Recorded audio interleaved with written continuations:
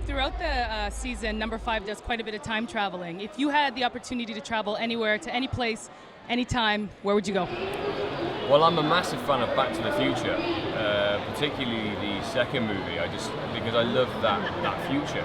You know, I think 2015 that they created was my sort of like dream future.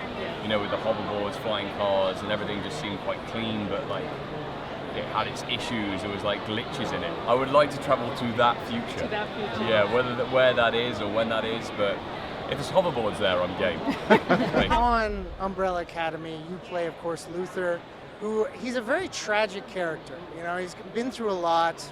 Do you feel that the thing that's driving him, do you feel it's more that he's looking for acceptance from his father, or just looking to be seen as his true self by someone?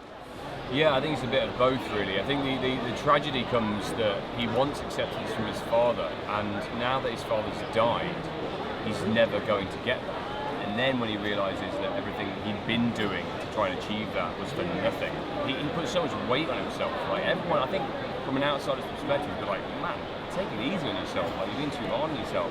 But for him, it's real. It was interesting that the fan reaction to Lucas. Some fan reactions were that he was, you know, he needed to shut up and get on with it. You know, and there's a part of me that agrees with that because, you know, like me as a person, I think, well, you know, come on, toughen up. But then I think, well, he's gone for an element of child abuse there, really. Yeah. So, you know, there's two ways of looking at it. Yeah, there's definitely a lot of trauma there. When it plays like a character who has that much trauma, is that kind of taxing on the actor? Do you have to go to some dark places?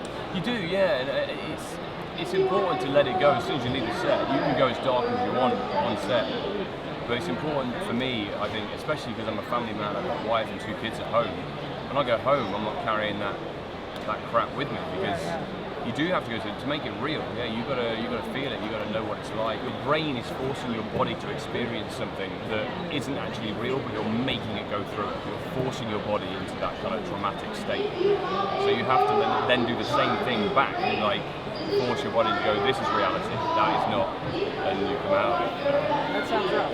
Yeah, it can be, yeah. Obviously, when you're wearing, I don't even know what to call it, bodysuit, I guess. Monkey man is what we call it. How hard is it fighting in all that? Yeah, it's pretty cumbersome. It was a whole new skill learning to fight in it because I was doing the choreography without the muscle suit.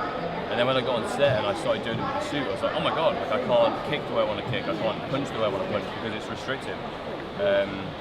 But I will say we've made some improvements to the suits this year, which has helped a lot.